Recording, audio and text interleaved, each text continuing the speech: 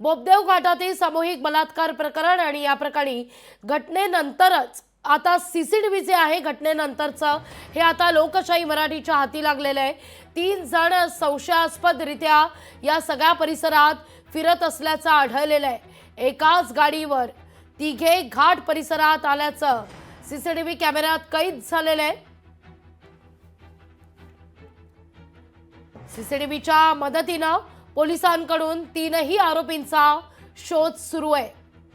ही दृश्य आपण पाहतोय। हे 3 संशयित एका दुचाकीवरून या ठिकाणी या सगळ्या परिसरात वावरत होते, हे आता स्पष्ट झालेलं आहे।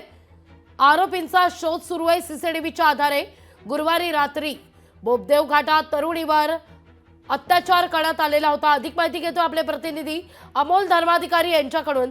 अमोल, काय हे सगळं नेमकं प्रकरण आहे? ती आपल्या मित्राबरोबर या घाटात रात्री फिरायला गेलेली होती आणि त्यानंतर हा अत्याचार झाला अशी सुरुवातीला बातमी समोर आली, पण आता मात्र हे तिघं त्या ठिकाणी आधीच आलेले होते, वावरत होते। सीसीटीव्हीच्या आधारे हा सगळा प्रकार कैद झालेला आहे। हे सगळं प्री प्लॅन होतं का असा संशय आता या सीसीटीव्ही फुटेजच्या माध्यमातून बळावतोय। नेमकं काय घडलंय?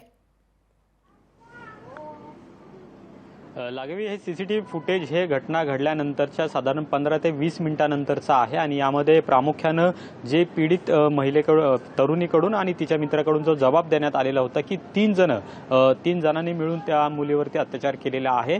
आणि त्यानंतर हे जे सीसीटीव्ही फुटेज समोर आलेलं आहे जे बोबदेव घाटाच्या वरच्या भागाचा आहे, म्हणजे सासवड रोड जो आहे त्या भागातले हे सीसीटीव्ही फुटेज आहे। आणि या सीसीटीव्ही मध्ये जर आपण पाहिलं तर जे 3 तरुण आपल्याला यामध्ये पाहायला मिळतात, जे एकाच दुचाकीवर असलेले दिसत आहेत, यांच्या हालचाली या ठिकाणी संशयास्पद आहेत आणि त्यामुळे या संपूर्ण गँगरेप मागे या तिघांचा सहभाग आहे का याचा तपास आहे तो सध्या युद्धपातळीवर पोलिसांकडून केला जातोय।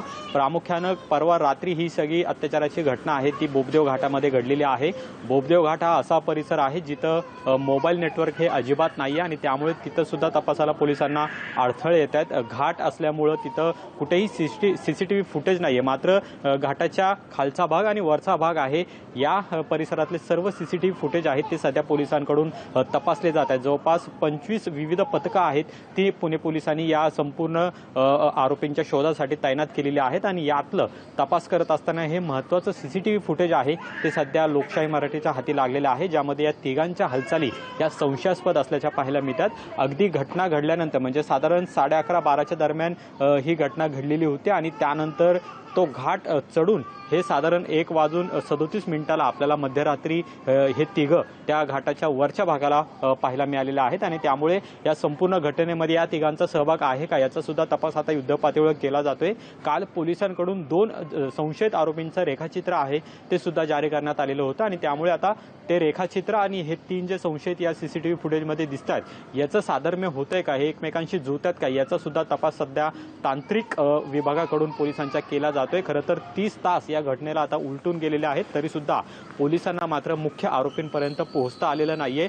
संशयित आता हे तिघं आहेत यांचा सुद्धा तपास केला जातोय आणि या तिघांचा या घटनेमध्ये समावेश आहे का हे सुद्धा पाहिलं जाईल, कारण की अतिशय महत्त्वाचे धागेदोरे हे सध्या पोलिसांच्या हाती लागलेले आहेत, कारण की हा सगळा ग्रामीण भाग आहे आणि या ग्रामीण भागामध्ये घाट रस्त्यावरती कुठेही सीसीटीव्ही फुटेज नाहीये। अंधार मोठ्या प्रमाणात त्यावेळेस होता आणि दुसरं म्हणजे मोबाईल नेटवर्क त्या ठिकाणी अवेलेबल नाही, त्यामुळे तिथं कोणताही ट्रेस आहे ते पोलिसांना करता येत नाहीये। पण आता जे सीसीटीव्ही फुटेज हाती लागलेलं आहे त्यामधून महत्त्वाचे धागेदोरे सुद्धा हाती लागण्याची शक्यता आहे। निश्चित अमोल, धन्यवाद तुम्ही दिलेल्या एकूणच सविस्तर माहिती करता। लोकशाही मराठी ऐका, पहा, जागरूक रहा।